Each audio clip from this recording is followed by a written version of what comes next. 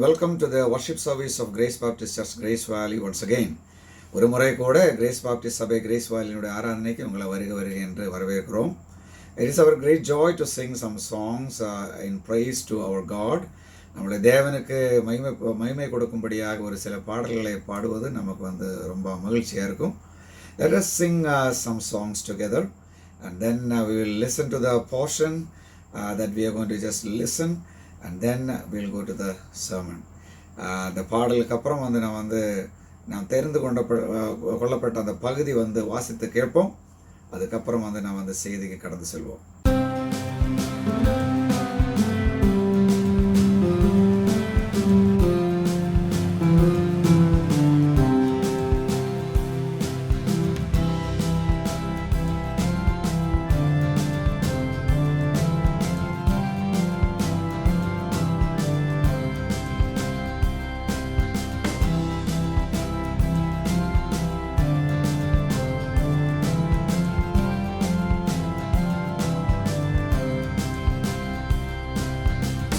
ஸ்தோத்திரமே சுநாதா உமக்கென்றும் ஸ்தோத்திரம் ஏசுநாதா.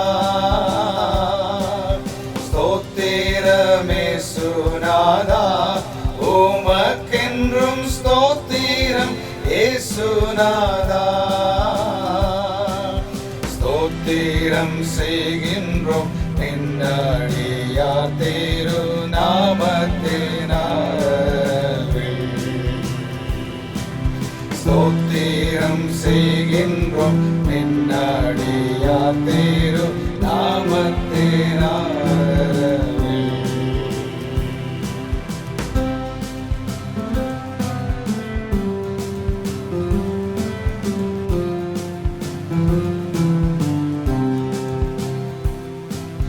வானதூதர் சேனைகள் மனோகர கீதங்களால் எப்போதும். வானதூதர் சேனைகள் மனோகர கீதங்களால் எப்போதும் ஓய்வின்றி பாடி துதிக்க மாபெரும் மன்னவனே ஓய்வின்றி பாடி துதிக்க மாபெரும் மன்னவனே உமக்கு.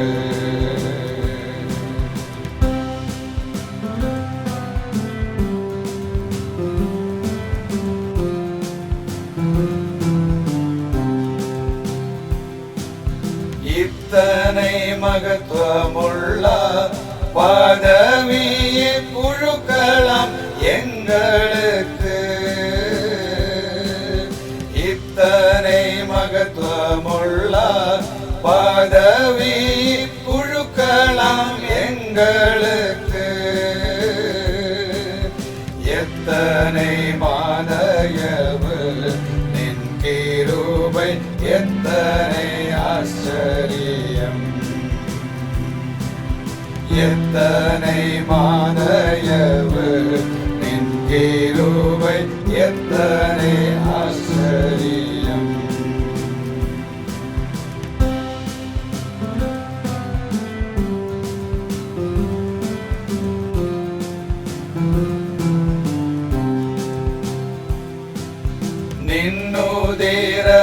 நின்னுதிரமதினால் திறந்த நின் ஜீவ புது வழியாம். நின்னுதிரமதினால் திறந்த நின் ஜீவ புது வழியாம். நின்னடியார்க்கு பிதாவின் சன்னதி சேரவுமே சந்ததம். நின்னடியார்க்கு பிதாவின் சன்னதி சேரவுமே சந்ததம்.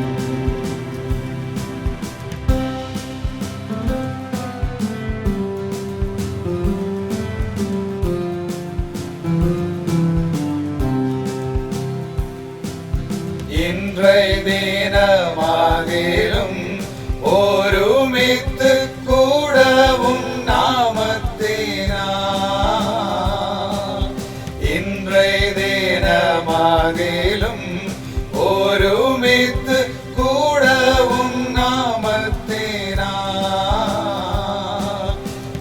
கந்தனின் கிருபைக்காக உமக்கென்றும் ஸ்தோத்திரம் ஸ்தோத்திரமே.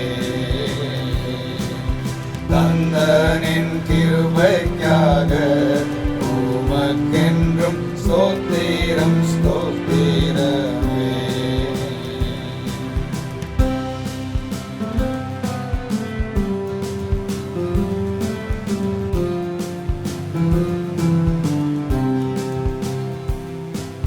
நீரல்லால் எங்களுக்கு பரலோகில் யாருண்டு ஜீவனாரா? நீரல்லால் எங்களுக்கு பரலோகில் யாருண்டு ஜீவனாரா? நீரே என்று ஈகத்தில் வேறொரு தேற்றமில்லை பரனே. நீரே என்று ஈகத்தில் வேறொரு தேற்றமில்லை பரனே.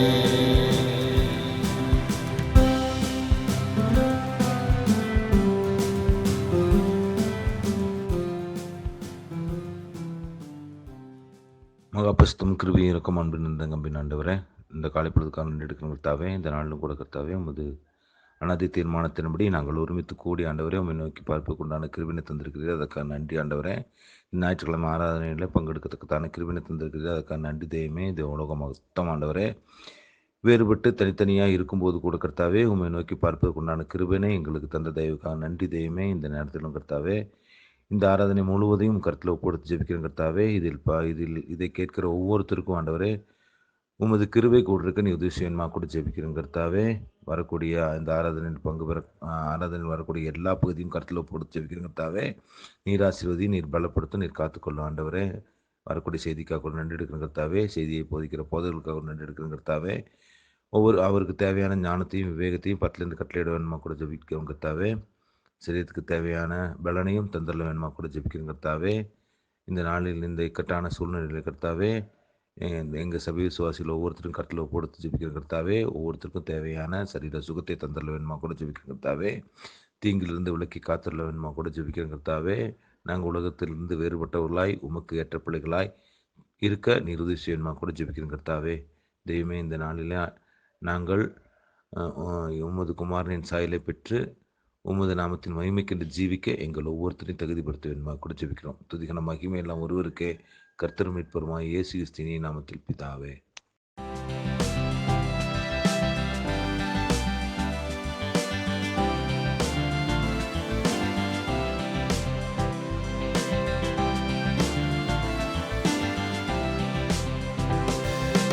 எல்லாமே சுவே எனக்கெல்லாமே சுவே, தொல்லை மிகும் இவ்வுலகில் துணை இயேசுவே.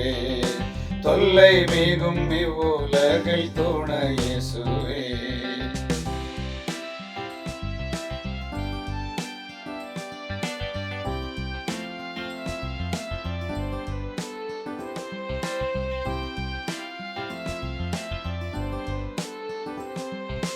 ஆயனும் சகாயனும் நேயனும் உபாயனும், ஆயனும் சகாயனும் நேயனும் உபாயனும், நாயனும் எனக்கன்பான ஞான மணவாளனும், நாயனும் எனக்கன்பான ஞான மணவாளனும். எல்லாமே சுவே எனக்கெல்லாமே சுவே, தொல்லை மிகும் இவ்வுலகில் துணை இயேசுவே. தொல்லை மிகும் இவ்வுலகில் துணை இயேசுவே. தந்தை தாயினம் ஜனம் வந்துள்ளோ சிநேகிதர், தந்தை தாயினம் ஜனம் வந்துள்ளோ சிநேகிதர், சந்தோட சகல யோக சம்பூரண பாகியமும், சந்தோட சகல யோக சம்பூரண பாகியமும். எல்லாமே சுவே எனக்கெல்லாமே சுவே, தொல்லை மிகும் இவ்வுலகில் துணை இயேசுவே. தொல்லை மிகும் இவ்வுலகில் துணை இயேசுவே.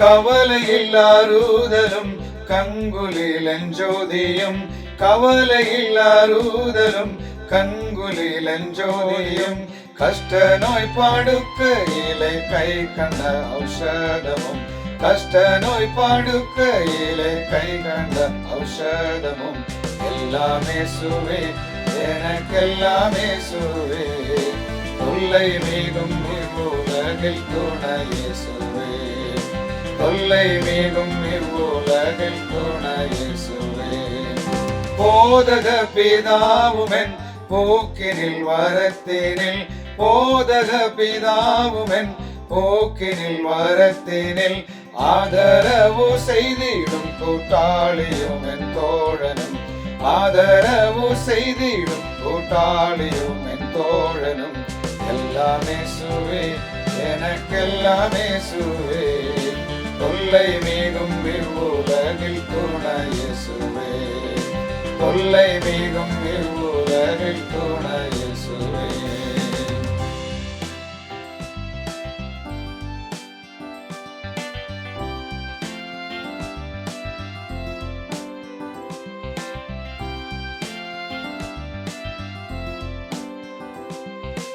அணியும் ஆபரணமும் ஆஸ்தியும் சம்பாத்தியமும் அணியும் ஆபரணமும் ஆஸ்தியும் சம்பாத்தியமும் பிணையாளியும் மீட்பரும் என் பிரிய மத்தியஸ்தனுமாம் பிணையாளியும் மீட்பரும் என் பிரிய மத்தியஸ்தனுமாம் எல்லாமே சுவே எனக்கெல்லாமே சுவே தொல்லை மிகும் இவ்வுலகில் துணையே சுவே தொல்லை மிகும் இவ்வுலகில் துணையே சுவே ஆன ஜீவ அப்பமும் ஆவலும் என் காவலும் ஆன ஜீவ அப்பமும் ஆவலும் என் காவலும் ஞானகீதமும் சதூரம் நாட்டமும் கொண்டாட்டமும் ஞானகீதமும் சதூரம் நாட்டமும் கொண்டாட்டமும் எல்லாமே சுவே எனக்கெல்லாமே சுவே தொல்லை மிகும் இவ்வுலகில் துணையே சுவே தொல்லை மிகும் இவ்வுலகில் துணையே சுவே எல்லாமே சுவே எனக்கெல்லாமே சுவே தொல்லை மிகும் இவ்வுலகில் துணையே சுவே தொல்லை மிகும் இவ்வுலகில் துணையே சுவே.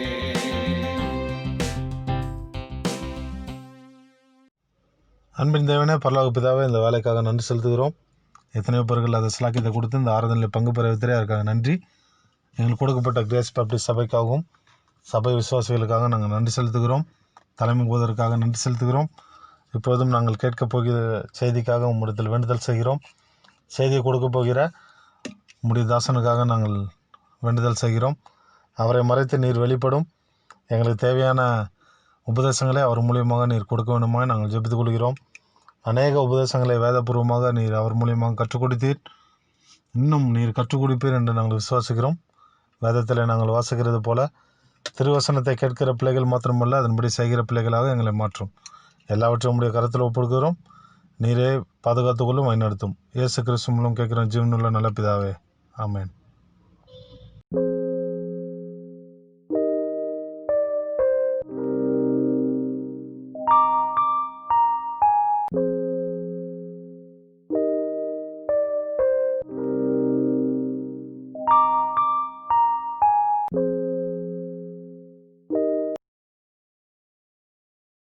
நான் கிறிஸ்துவை ஆதாயப்படுத்திக் கொள்ளும்படிக்கும் நியாய பிரமாணத்தினால் வருகிற சுய நீதியை உடையவனாயிராமல் கிறிஸ்துவை பற்றும் விசுவாசத்தினால் வருகிறதும் விசுவாசம் மூலமாய் தேவனால் உண்டாயிருக்கிறதுமான நீதியை உடையவனாயிருந்து கிறிஸ்துவுக்குள் இருக்கிறேன் என்று காணப்படும்படிக்கும் இப்படி நான் அவரையும் அவருடைய உயிர்த்தெழுதலின் வல்லமையையும் அவருடைய பாடுகளின் பாக்கியத்தையும் அறிகிறதற்கும் அவருடைய மரணத்திற்கொப்பான மரணத்திற்குள்ளாகி எப்படியாயினும் நான் மரித்தோரிலிருந்து உயிரோடு எழுந்திருப்பதற்கு தகுதியாகும்படிக்கும் அவருக்காக எல்லாவற்றையும் நஷ்டம் என்று விட்டேன், குப்பையுமாக எண்ணுகிறேன்.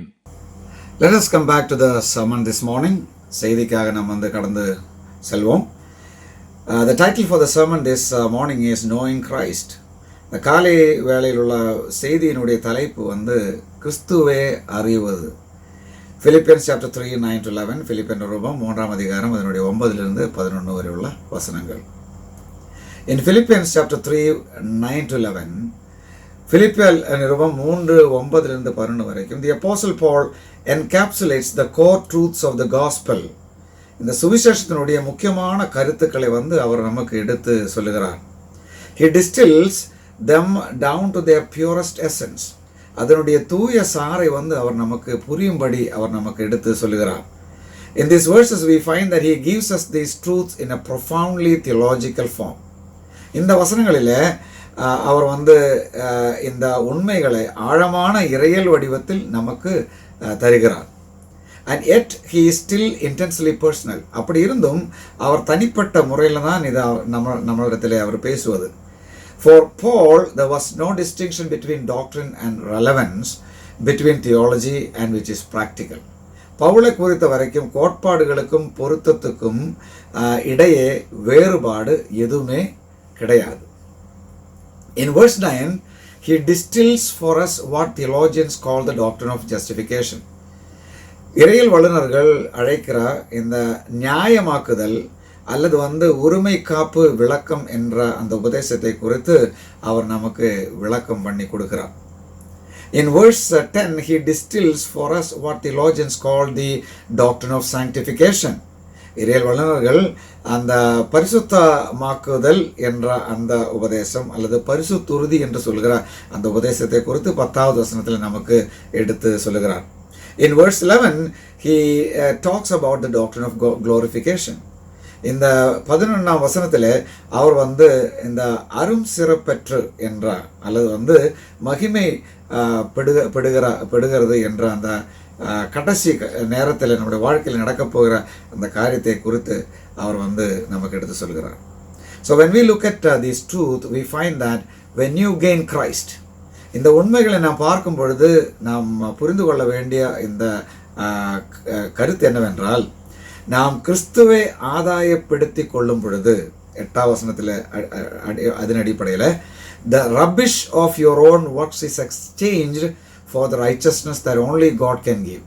தேவனால மட்டும் கொடுக்க முடிகிற அந்த நீதியை நீங்கள் வந்து பெறும் பொழுது உங்கள் குப்பக்கூலமான உங்களுடைய கிரியைகளை வந்து அவர் வந்து நீக்கி போடுவார். A righteousness that change you for time and eternity. ஆண்டவர் கொடுக்கிற இயேசு கிறிஸ்துவனுடைய அந்த நீதியானது அவர் நம்மை வந்து இந்த நேரத்திலையும் நிகழ்காலத்திலையும் நித்தியத்திலையும் வந்து மாற்றக்கூடிய ஒரு நீதி தான் அவர் நமக்கு கொடுக்கிறது என்றுதான் இந்த செய்தியினுடைய கருத்து. Let's look at verse 9 and as we consider the fact that the foundation of the gospel is the doctrine of justification. முதலாவதாக நாம் புரிந்து கொள்ள வேண்டியது 9ஆம் வசனத்திலிருந்து இந்த சுவிசேஷத்தினுடைய அஸ்திவாரம் என்று சொன்னால் அந்த உரிமை காப்பு விளக்கம் அல்லது அந்த பரிசுத்தமாக்குதல் என்ற அந்த உபதேசம் தான். The rubbish of your own works is exchanged for the righteousness that only God can give. உங்கள் வாழ்க்கையில் இருக்கிற அந்த குப்பை கூலத்தை வந்து மாற்றி இயேசு கிறிஸ்துவினுடைய நீதியை வந்து பிதாவாகிய தேவன் நமக்கு அளிக்கிறார். Paul has just said that he has exchanged everything for Christ. Pavul நம்மளிடத்தில் சொல்லுகிறது என்ன தெரியுமா? அவர் எல்லா காரியத்தையும் கிறிஸ்துவுக்காக பரிமாற்றம் செய்து விட்டார் என்று சொல்லி. He says that I consider all things rubbish. எல்லாத்தையும் நான் வந்து குப்பை என்று எண்ணுகிறேன் என்று சொல்லி, கிறிஸ்து மூலம் எல்லாம் குப்பை என்று எண்ணுகிறேன் என்று சொல்லி. Apostle Paul considered all of the works that he had pursued in order to gain God's favor. அப்போஸ்தலனாகிய பவுல் அவருடைய வாழ்க்கையில் தேவனுடைய அந்த தேவனுக்கு சாதகமான காரியங்கள் அவர் வந்து செஞ்சு அவருடைய அந்த பாராட்டு கிடைக்கும் என்று சொல்லி அவர் வந்து செயல்பட்டு வந்திருந்த ஒரு நபர். as nothing but rubbish. இந்த எல்லாம் அவர் செஞ்ச காரியங்கள் எல்லாம் வந்து என்ன தெரியுமா? குப்பை என்று அவர் நமக்கு எடுத்து சொல்லுகிறார். or dung, சாணம் என்று அவர் சொல்லுகிறார். He made it clear that it is not what we do but what God gives that is important. அதாவது நாம் என்ன செய்கிறோம் என்பதே அல்ல, ஆனால் கடவுள் அல்லது தேவன் நமக்கு என்ன கொடுப்பது என்றுதான் முக்கியமானது என்று நாம் புரிய வேண்டும் என்று அவர் நமக்கு எடுத்து சொல்லுகிறார். If you are going to understand this concept of justification, இந்த நியாயமாக்குதல் அந்த அடிப்படையான அந்த கருத்தை நீங்கள் புரிந்து கொண்டால், you must understand a couple of truths. அது புரிந்து கொள்ளணும் என்று சொன்னால் 2 உண்மைகளை முதலாவதாக நாம் புரிந்து கொள்ள வேண்டும். First of all, you must understand that you have offended a holy God. முதலாவதாக நீங்கள் புரிந்து கொள்ள வேண்டிய ஒரு காரியம், அதாவது பரிசுத்தமான ஒரு தேவனுடைய உணர்ச்சி நீங்கள் புண்படுத்தியது என்று நீங்கள் புரிந்து கொள்ள வேண்டும். Every man and woman ever born has offended the sensibilities of a holy God. அந்த பரிசுத்தமான தேவனுடைய அந்த உணர்வுகளை இந்த உலகத்தில் பிறந்த எல்லா நபர்களும் புண்படுத்தி உள்ளது என்று தான் அதனுடைய உண்மையாக காணப்படுகிறது. You must also understand that secondly, this holy God allows no sinfulness in his presence. இந்த 2வது நாம் புரிந்து கொள்ள வேண்டிய அந்த உண்மை என்று சொன்னால், இந்த பரிசுத்த தேவன் அவருடைய முன்னிலே ஒரு பாவ முடைமையும் அவர் அனுமதிக்க மாட்டார். Since we have offended him and he allows no sinfulness in his presence, பாவத்தன்மை அவருடைய முன்னிலை அவர் அனுமதிக்காத தேவனும் நாம் அவருக்கு விரோதமாக அவருடைய உணர்ச்சிகளை புண்படுத்தின நபர்களும் ஆனதினாலே we are in a dilemma. நாம் ஒரு பெரிய பிரச்சனைக்குள் ஆளாய் காணப்படுகிறது. Someone asked, do you have to be good to go to heaven? ஒரு நபர் இவ்வாறு கேட்டார், அதாவது பரலோகம் போகணும் என்றால் நீங்கள் நல்ல நபராய் காணப்படணுமா என்ற கேள்வி. And our immediate response is what? நம்மளுடைய திடீர் என்ற பதில் என்னன்னு தெரியுமா? No, God sent his son to save sinners. And it is because we are not good that Christ died for us. இல்லை, அப்படியெல்லாம் தேவையில்லை. நாம் நல்லா இருக்க வேண்டிய அவசியம் கிடையாது. நாம் பாபிகளாக இருக்கும் பொழுது தேவன் தன்னுடைய குமாரனாக இயேசு கிறிஸ்து இந்த உலகத்தில் நமக்காக அனுப்பி அவர் நமக்காக மரித்தார் என்று சொல்லி. So we don't have to be good to go to heaven. பரலோகம் போனோன்னா நான் நல்ல நபர்கள் ஆக வேண்டாம் என்று ஒரு சில நபர்கள் சொல்லுவார்கள். But the truth is that you do have to be good to go to heaven. பரலோகம் போனோம் என்றால் நீ நல்ல ஒரு நபராக காணப்பட வேண்டும் என்று தான் உண்மையாக இருக்கிறது. தவறாக புரிந்து கொள்ள வேண்டாம். Don't just misunderstand me. Let us look at that. Do you know how good you have to be? பரலோகம் போனோம் என்றால் நீங்கள் எவ்வளோ நல்ல நபர்களாய் காணப்பட வேண்டும் என்று உங்களுக்கு தெரியுமா? You have to be perfect. நீங்கள் பரிபூர்ணராய் காணப்பட வேண்டும். But none of us can be perfect. ஒருத்தர் கூட இந்த உலகத்தில் பரிபூர்ணராய் இருக்க முடியாது. That's why Christ came. அதனால தான் கிறிஸ்து இந்த உலகத்தில் நமக்கு பதிலாக அவர் கல்வாரி சிலுவையிலே மரித்தது. And it is the perfection, that righteousness of Christ that is given to us to enable us to stand in God's presence.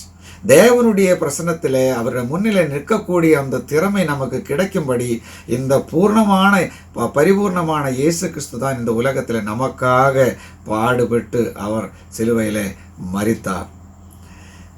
That is the doctrine of justification. இதுதான் பரிசுத்தமாக்கப்படுதல் என்ற அந்த உபதேசம்.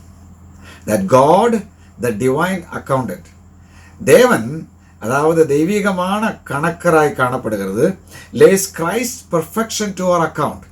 அதாவது கிறிஸ்துவனுடைய அந்த பரிபூர்ணத்தை நம்மளுடைய கணக்கிலே அவர் போட்டு விட்டார். நம்மளுடையதல்ல, கிறிஸ்துவனுடைய அந்த நீதியை நம்மளுடைய கணக்கிலே போட்டு விட்டார். Now, and then God, the divine judge, அப்போ தெய்வீக நியாயாதிபதியாக இருக்கிற நம்மளுடைய தேவன், on the basis of Christ's perfection, கிறிஸ்துவனுடைய அந்த பரிபூர்ணத்தின் அடிப்படையில் declares us to be righteous. நாம் நீதிமான்கள் என்று அவர் அறிவிக்கிறார். That is justification. Some people say that இந்த ஜஸ்டிஃபிகேஷன் என்று சொன்னால், நியாயமாக்குதல் என்று சொன்னால் அது நீதிமானாக்குறது என்று சொல்லி ஒரு சில நபர்கள், ஏராளமான நபர்களும் அப்படி தான் சொல்கிறது. Justification is making a person righteous. And that is wrong. It is declaring a person righteous. இந்த நியாயம், அதாவது ஜஸ்டிஃபிகேஷன் என்று சொன்னால் நீதிமானாக்குவதல்ல. நம்ம வேதத்திலேயும் தவறாக அந்த டிரான்ஸ்லேஷன் அப்படி போட்டிருக்கிறது, வியாக்கியானம் போட்டிருக்கிறது. அது நீதிமான் என்று அறிவிக்கல், தெரிவிக்கல். அவ்வளோதான். அது அல்லாமல் ஒரு மனிதனையும் வந்து ஆண்டவர் வந்து நீதிமானாக்க மாற்றவில்லை. ஆனால் நீதிமான் யாரும் இல்லை, ஒருத்தனாகிலும் இல்லை என்று சொல்லி. So Paul says 3 things about this doctrine in verse 9. 9வது வசனத்தில் அப்போஸ்தலனாகிய பவுல் 3 காரியங்கள் நமக்கு எடுத்து சொல்லுகிறது. First of all, justification is not from the law.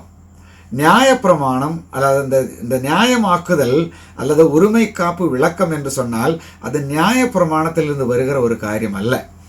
He says, I consider all things rubbish that I may gain Christ and be found in him. அவரில் நான் காணப்படும்படி, கிறிஸ்துவை ஆதாயப்படுத்தும்படி நான் செஞ்ச எல்லா கிரியைகளும் குப்பை என்றும் சாணம் என்றும் நான் எண்ணுகிறேன் என்று அவர் நமக்கு எடுத்து சொல்லுகிறார். It has nothing to do with works. இந்த காரியத்தில் நம்மளுடைய கிரியைகளுக்கு அங்கே இடமே கிடையாது. ரட்சிக்கப்படும்படிக்கு நம்மளுடைய கிரியைகள் வந்து தேவையில்லாத தேவையற்ற ஒரு காரியம். Paul as well as any man that ever lived could had kept the law.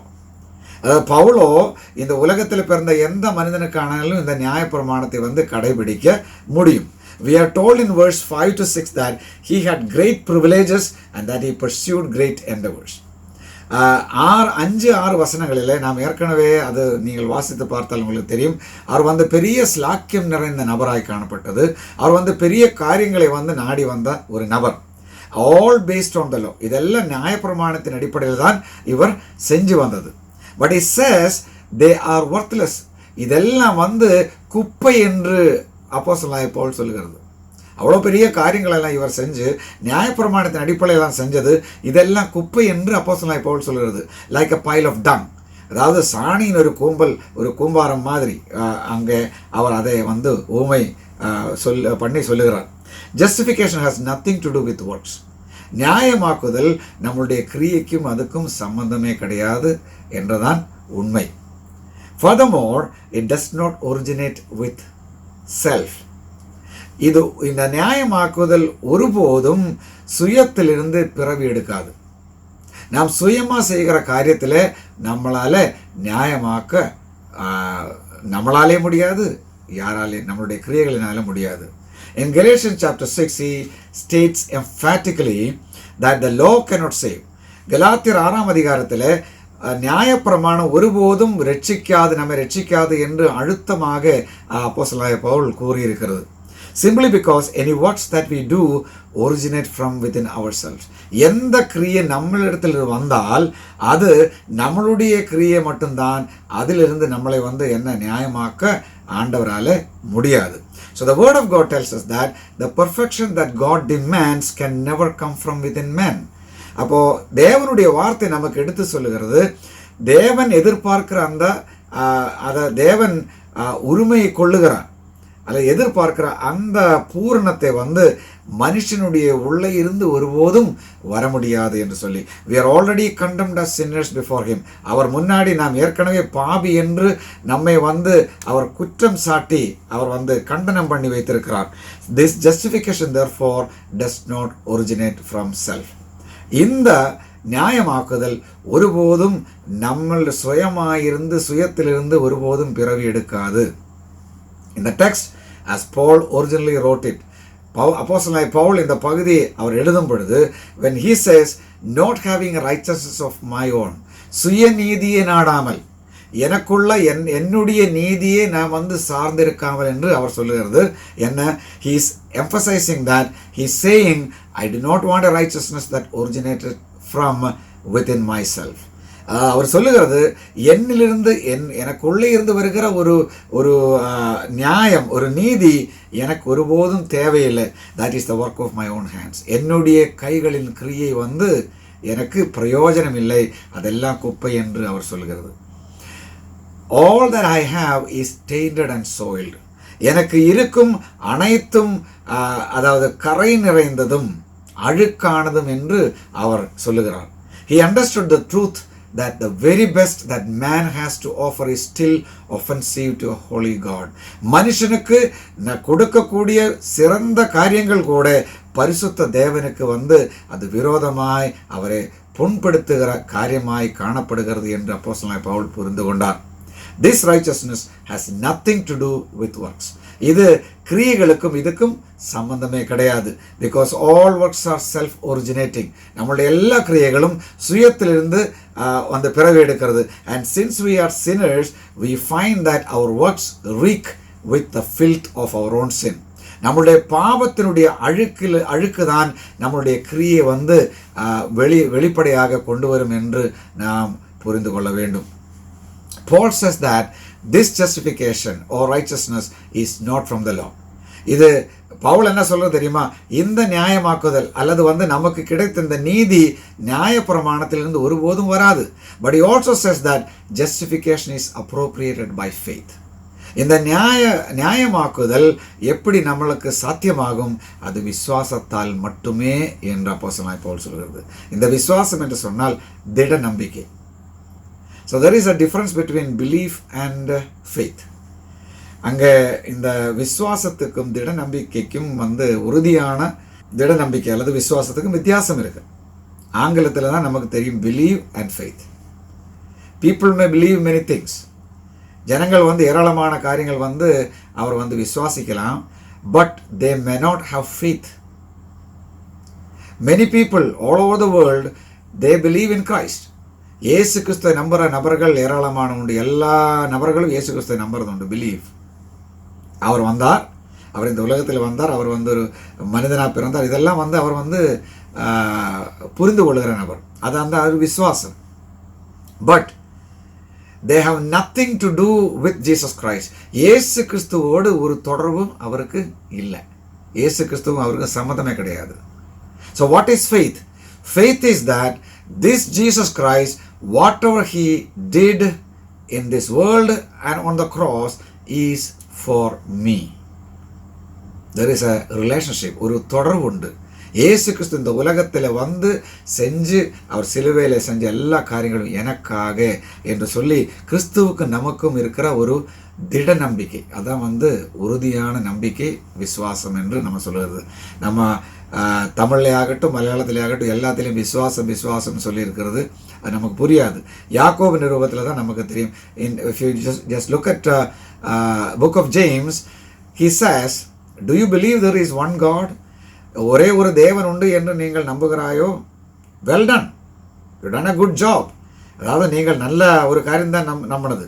But the devil also, the demons also believe and shudder, tremble. நீங்கள் விசுவாசிக்கிறது மட்டுமல்ல, பிசாசுக்களும் அவனமாக விசுவாசிக்கிறது மட்டுமல்ல, அவர் வந்து நடுங்கி கொண்டிருக்கிறார் என்று சொல்லி. So who is the better believer? The devil, right? யார் நல்ல விசுவாசி? பிசாசு தானே.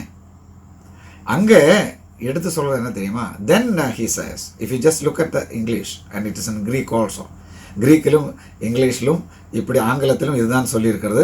அது நீங்கள் ஆங்கில பைபிள் நீங்கள் கொஞ்சம் பாருங்கள், அதில் தெரியும். You believe. அதுக்கப்புறம் then he says, oh man, faith without works is dead. அந்த பிலீவ் என்ற வார்த்தையை விட்டுட்டு அடுத்த வசனத்தில் அவர் என்ன சொல்ல தெரியுமா? திட நம்பிக்கை, உறுதியான விசுவாசம் இல்லாத, கிரியைகள் இல்லாத அந்த விசுவாசம் செத்தது என்று சொல்லி.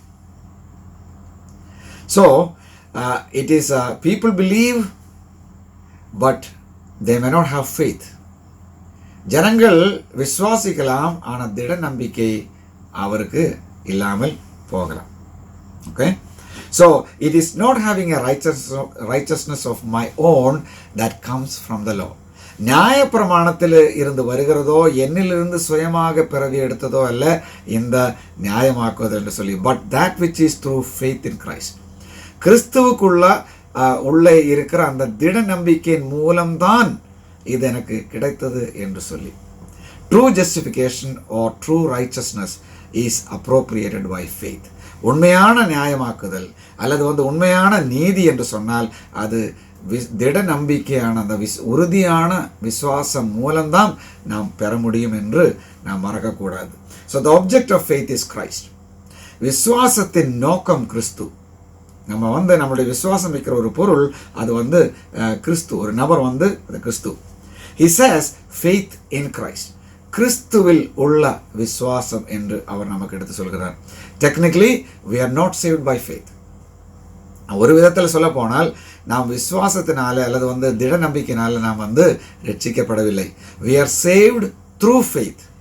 திட நம்பிக்கையின் மூலம் நாம் ரட்சிக்கப்பட்டேன் என்றுதான் உண்மையானது. faith is the means through which God works. ஆண்டவர் நமக்கு கொடுத்த, அது நம்மளுடைய விசுவாசம் கிடையாது, திட நம்பிக்கை கிடையாது.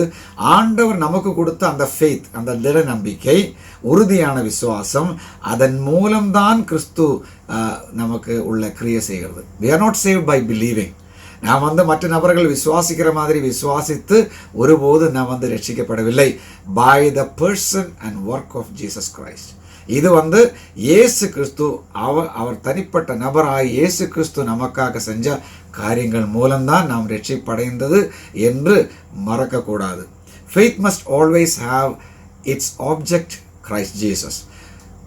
உறுதியான நம்பிக்கைக்கு அதனுடைய பொருள் என்று அல்லது ஒரு நபர் மேலே நாம் வைக்கும்போது அது கிறிஸ்து மட்டும்தான், வேற ஒன்றும் வேற யாரும் கிடையாது.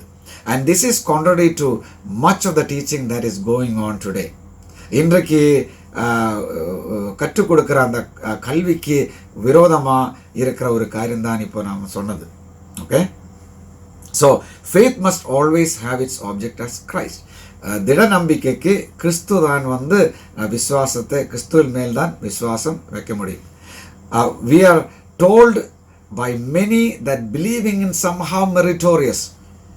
நமக்கு கற்றுக் கொடுக்குறது என்ன தெரியுமா? எப்படியாவது எதையாவது நம்பினா நமக்கு அந்த விசுவாசம் நமக்கு கிடைக்கும். அது என்ன, அதாவது பாராட்டு திறமையுடையது என்று அவர்கள் நமக்கு கற்றுக் கொடுக்குறார். we earn merit with God just because we believe. நாம் விசுவாசிக்கிறதுனால தேவனோடு நம்ம தகுதி பெற்ற நபர்களாய் காணப்படுகிறது என்று சொல்லி, regardless of what we believe, நீங்கள் என்ன விசுவாசித்தாலும் பிரச்சனை இல்லை. but all merit, my friends, comes from Christ. எல்லா தகுதியும் அருமையானவர்களே கிறிஸ்துவிலிருந்து தான் வரும். Christ is the object of our faith. நம்மளுடைய விசுவாசத்தை வைக்க வேண்டிய நபர் யார் என்று சொன்னால் அது கிறிஸ்து மட்டுமே, வேற ஒருவரும் கிடையாது. A proper understanding of biblical faith leads us to a conclusion that, அதாவது சரியான முறையில் நாம் வேதபூர்வமாக இது புரிந்து கொண்டால் நாம் ஒரு முடிவுக்கு வருவோம். என்ன தெரியுமா? The result of faith is conversion. இந்த திட நம்பிக்கைக்கு உள்ள விளைவு என்ன தெரியுமா? மனம் மாறுதல். மதம் மாறுதல்ல, மனம் மாறுதல். நம்முடைய மனது தான் மாற வேண்டும். There is a saying in English that one man can lead 1000 horses to the water. ஒரு மனிதனால 1000 குதிரைகளை தண்ணீர் அண்டை கொண்டு வர முடியும். But 1000 men cannot make one horse to drink that water. 1000 நபர்கள் முயற்சி எடுத்தாலும் அந்த குதிரை தண்ணீர், ஒரு குதிரையை தண்ணீரை சாப்பிட வைக்க முடியாது என்று சொல்லி. So today most of the people say that they are changing their religion. மதம் மாறிக்கொண்டிருக்கிறது, மதம் மாற்றிக்கொண்டிருக்கிறதுன்னு சொல்லி. That is wrong. Nobody can change a person unless that person itself changes through the work of God. யாராலையும் ஒரு மனிதனை மாற்ற முடியாது. அவரை தேவனுடைய கிரியைகளினாலே ஒரு மனிதனை மாற்றினால் மட்டும்தான் ஒரு மனிதனால மாற முடியும். தவிர ஒரு மனுஷனாலையும் ஒரு மனுஷனை மதம் மாற்ற முடியாது. அவன்தான் மனம் மாறி வர வேண்டும். Apostle John was fond of this expression. அப்போஸ்தலன் யோவானுக்கு இது ரொம்ப பிடிச்சது. என்ன தெரியுமா? believe in the name of Christ. இயேசு கிறிஸ்துவை நம்புங்கள் என்று சொல்லி, or believe in Christ. இயேசு கிறிஸ்துவை விசுவாசிக்க வேண்டும் என்று அவர் சொல்லுகிறது யோவானுக்கு ரொம்ப பிடிச்ச ஒரு காரியம்.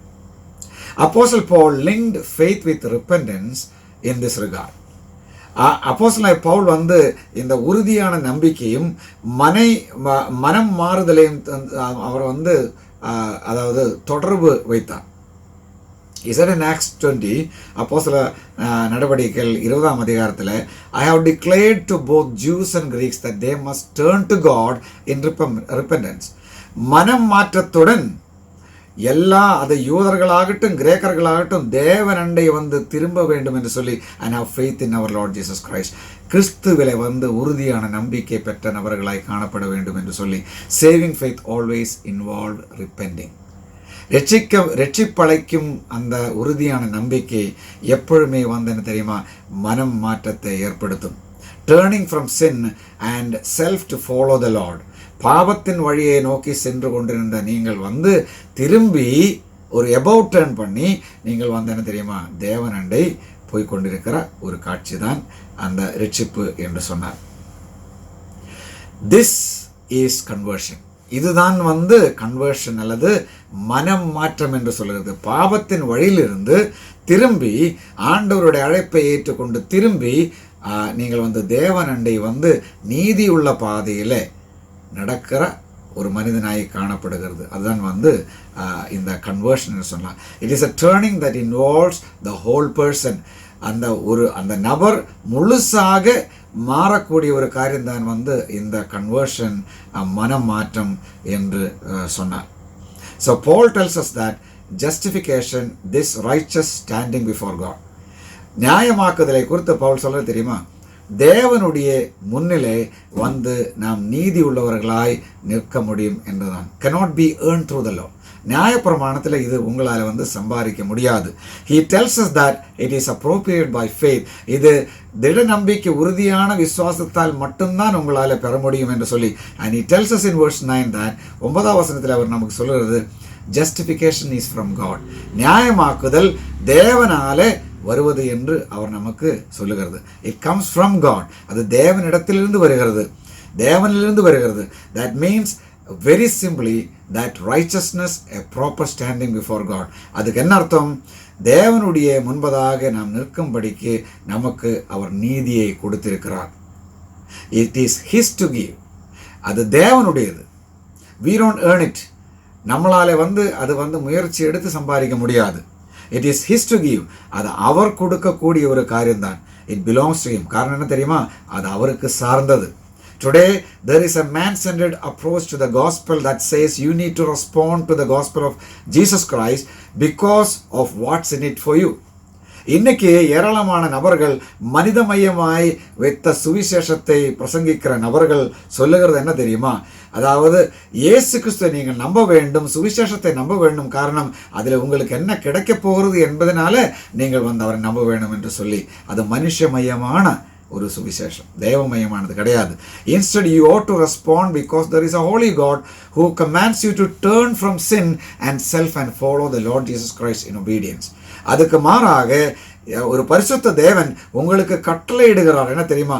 பாவத்திலிருந்து நீங்கள் விலகி, சுயத்திலிருந்து விலகி நீங்கள் வந்து கீழ்ப்படிந்து, இயேசு கிறிஸ்துவை கீழ்ப்படிந்து தான் நீங்கள் வந்து இந்த உறுதியான நம்பிக்கையில் நீங்கள் வர வேண்டும் என்று சொல்லி. Many teaches that this righteousness is yours whenever you want it. இந்த நீதி எப்போ வேணாலும் நீங்கள் வந்து பெற்றுக்கொள்ளலாம் என்று ஒரு சில நபர்கள் கற்றுக் கொடுக்கிறார்கள். that you can come to Christ on your own terms. அதாவது உங்களுடைய அந்த டேர்ம்ஸ் வச்சு, கண்டிஷனில் வச்சு அதில் வந்து நீங்கள் வந்து எப்போ வேணாலும் இது பெற்றுக்கொள்ளலாம் என்று தவறான போதனை செய்கிற நபர்கள் உண்டு. So we hear all kinds of buzzwords. நாம் வந்து எல்லா வகையான காரியங்களும் நாம் கேட்கறது என்ன தெரியுமா?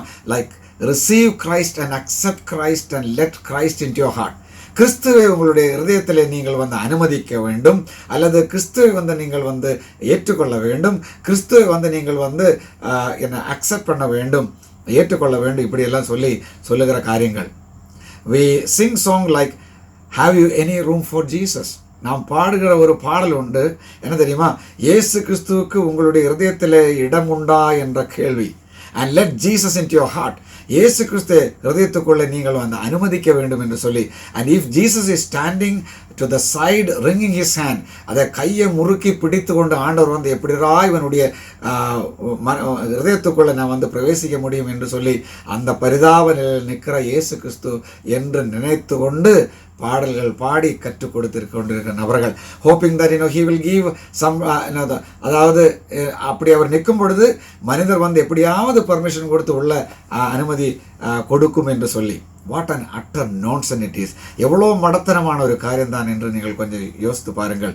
Listen to what Paul said to Timothy in this regard in 2 Timothy 2:25.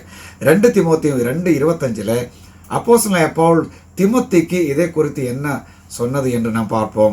those who oppose him he must gently instruct. அதாவது திமோத்தியை வந்து யாராவது வந்து விபரீதமாக செயல்பட்டால் அவரை வந்து என்ன செய்ய வேண்டும், சாந்தமாக அவருக்கு உபதேசம் கொடுக்க வேண்டும் என்று சொல்லி. He's saying, Timothy, you challenge those who stand in opposition to God. தேவனுக்கு விரோதமாக யாராவது நின்றால் அவருக்கு வந்து என்ன தெரியுமா, நீங்கள் ஒரு சவால் விடணும்.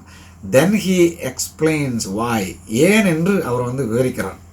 In the hope that God will grant them repentance. ஏன் தெரியுமா, அவருக்கு ஒருவேளை தேவன் வந்து மனம் மாற்றத்தை கொடுக்கும் என்று சொல்லி. And they will come to their senses and escape from the trap of the devil. இந்த பிசாசினுடைய அந்த தந்திரத்திலிருந்தும் கட்டிலிருந்தும் அவர் வந்து எப்படியாவது விடுதலை பண்ணி அவர் வந்து சுயநலத்துக்கு வந்து தேவனுக்கு பக்கமாக அவர் திரும்புவார். was taken them captive to do his will. பிசாசு வந்து என்ன தெரியுமா, பிசாசினுடைய சித்தம் செய்ய எல்லா நபர்களையும் வந்து பிடிச்சு அவன் கையில் வைத்திருக்கிறார். அப்போ அப்பேற்பட்ட நபர்களுக்கு ஒரு மனம் மாற்றத்தை ஏற்படுத்தும்படி தான் இது. Dear ones, it is God's for the giving. அருமையானவர்களே, தேவன்தான் இந்த நீதியை உங்களுக்கு கொடுக்க வேண்டும். It is not ours for taking. அதை எடுக்கும்படிக்கு நம்மளுடையது கிடையாது. Paul envisions our task to be like that of Ezekiel. எசக்கியலுக்கு இருந்த அந்த பெரிய அந்த வேலையை மாதிரி பவுல் வந்து இந்த காரியத்தை வந்து நமக்கு எடுத்து சொல்கிறார். Was called upon by God to preach to a valley of dry bones. Ezekiel வந்து என்ன தெரியுமா, அந்த பள்ளத்தாக்கில் வந்து அதாவது வறண்ட அந்த எலும்புகள் இடத்துல பிரசங்கம் பண்ண சொல்லி ஆண்டவர் அவர் அழைக்கிறார். Do you remember that story? அந்த கதை உங்களுக்கு தெரியுமா? God was illustrating the truth to Ezekiel that he was not deserting Israel. எசக்கியலுக்கு அவர் விளக்கம் பண்ணி கொடுக்கிற ஒரு காரியம் தெரியுமா, இஸ்ரவேலை ஒருபோதும் அவர் புறக்கணிக்காத ஒரு தேவன் என்று சொல்லி. But there was coming a day when God himself would raise up a remnant in Israel who would believe in Christ Jesus. தேவன் இயேசு கிறிஸ்துவை நம்புகிற நிறைய நபர்களை வந்து இஸ்ரவேலிலிருந்து அவர் எழுப்புவார் என்ற கருத்தை அவருக்கு எடுத்து சொல்கிறார். In order to illustrate this point, in a vision, he had Ezekiel see a valley of dead men's bone. இதை அவரை புரிய வைக்கும்படிக்கு ஆண்டவர் வந்து ஒரு தரிசனத்தை அவருக்கு எசேக்கியேலுக்கு கொடுத்தார். அங்கே மனிதர்களுடைய அந்த வறண்ட அஸ்திகளை வந்து அவர் வந்து பார்த்தார். God said, Ezekiel, preach to the bones. இந்த அஸ்திகள் இடத்துல நீங்கள் வந்து பேச வேண்டும், எலும்பின் இடத்துல நீங்கள் பேச வேண்டும் என்று சொல்லி Ezekiel began to proclaim the truth of the word of God. தேவனுடைய வசனத்தினுடைய உண்மைகளை எசேக்கியேல் வந்து இந்த எலும்புகளுக்கு, வறண்ட எலும்புகளுக்கு அவன் எடுத்து பிரசங்கம் பண்ணார். In this vision, the Spirit of God blew upon the bones. இந்த தரிசனத்தில் ஆவியானவர் இந்த எலும்பின் மேல் வந்து ஊதினார். The bones joined together and they stood. இந்த எலும்புகள் வந்து எல்லாம் சேர்ந்து அது எழுந்து நின்றார் என்று சொல்லி. They were clothed in flesh. அதுக்கப்புறம் வந்து மாம்சம் அவர்கள் வந்து தரித்து விட்டார். And by the time it was all finished, இதெல்லாம் முடிந்த அந்த நேரத்தில் there was an army of people who followed God. தேவனை பின்பற்றுகிற பெரிய ஒரு சேனை அங்கே காணப்பட்டது. I can think of no better illustration of the task of evangelism that God has given to us. தேவன் நமக்கு கொடுக்கப்பட்ட அந்த சுவிசேஷம் சொல்லுகிற அந்த பெரிய அந்த பணி இந்த எசேக்கியேலுக்கு ஆண்டவர் கொடுத்த அந்த தரிசனத்தை காட்டிலும் பெரிய ஒரு உதாரணம் எடுத்து சொல்ல முடியாது. He has called upon us to proclaim the truth of God's word to a world filled with men and women who are dead in their trespasses and sin. அக்கிரமங்களிலும் பாவங்களிலும் மரித்த ஏராளமான நபர்களுக்கு, ஆண்களும் பெண்களும் நிறைந்த இந்த உலகத்துக்கு ஆண்டவருடைய வேதத்தின் உண்மைகளை எடுத்து சொல்லும்படி நம்மை வந்து அவர் அழைத்திருக்கிறார். It is not until the Spirit of God works upon those individuals, இந்த பரிசுத்தாவியானவர் இந்த நபர்கள் மேல் வந்து கிரியை செய்கிற நேரத்தில் anyone is made alive. அப்போதான் வந்து இந்த நபர்கள் வந்து நித்திய ஜீவன் பெறுவார். It is God who gives repentance. தேவன் தான் இந்த மனம் மாறுதலை கொடுப்பது. It is God salvation. தேவனுடைய ரட்சிப்பு. It is his to give. அவருடைய தான் அது கொடுப்பதற்கு. Apostle Paul says justification is from God, and that means also that it is in accord with his character. அப்போஸ்தலனாகிய பவுல் வந்து நியாயமாக்குதல் தேவனிடத்திலிருந்து சொல்லிட்டு அவர் சொல்லுகிறது என்ன தெரியுமா, அதனுடைய அர்த்தம் இது தேவனுடைய சுபாவத்துக்கேற்ற வண்ணமாக தான் நமக்கு கொடுத்தது என்று சொல்லி. கோர்ட் ஹவுஸ், இவர்களெல்லாம் வந்து ஒரு ஆவிக்குரிய அந்த என்ன கோர்ட்டுக்குள்ளே வந்திருக்கிறான். Okay, they have come and laid down their swords of opposition against God and yielded in unconditional surrender. இவர்களெல்லாம் அவருடைய வாளை வந்து அந்த கீழடங்கி அங்கே வைத்து விட்டு அவர் வந்து என்ன தெரியுமா, விரோதிகளாக இருந்த நபர்கள் வந்து தேவனோடு சேர்ந்து வருகிற ஒரு நபராய் காணப்படும். Every one of us without fully knowing the extent of the words, இந்த வார்த்தைகளினுடைய அதாவது சரியான அர்த்தத்தை நம்மளது புரிந்து விடாமல் have come to God and said I surrender all. இதை குறித்து புரியாமல் நான் எல்லாம் ஆண்டவருக்கு சமர்ப்பித்தேன் என்று சொல்லி அந்த பாடலை பாடி எல்லாரும் வரும். This is God's salvation. இது தேவனுடைய ரட்சிப்பு, நம்மளுடையதல்ல. It is given to us on His terms and not ours. அது அவருடைய விருப்பத்தின் அடிப்படையில் கொடுத்தார், நம்மளுடைய விருப்பத்தின் அடிப்படையில் ஒருபோதும் அவர் கொடுக்கவில்லை. That is what justification is all about. இதுதான் நியாயமாக்குதல் என்று சொன்னால், it is apart from the works of the law. இது நியாயப்பிரமாணத்தினுடைய கிரியைகளுக்கு அப்பாற்பட்டது. It is appropriated by faith in Christ Jesus. இயேசு கிறிஸ்துவில் உள்ள உறுதியான அந்த விசுவாசத்தில் இது நாம் பெற்றுக்கொள்ளலாம். And it is given sovereignly by God. சர்வாதிகாரமாய் ஆண்டவரால் தேவனால கொடுக்கக்கூடிய ஒன்று. It is bestowed in accordance with his character. அவருடைய சுபாவத்தின் அடிப்படையில் நமக்கு கொடுக்கப்பட்டது. அண்ட் பை ஹிஸ் டேர்ம்ஸ், அவருடைய விருப்பத்தின் அடிப்படையில் மட்டும்தான் நமக்கு கொடுத்தது. This salvation is that the Bible presents. இதுதான் வேதம் நமக்கு எடுத்து காட்டுகிற ரட்சிப்பு என்று சொன்னார்.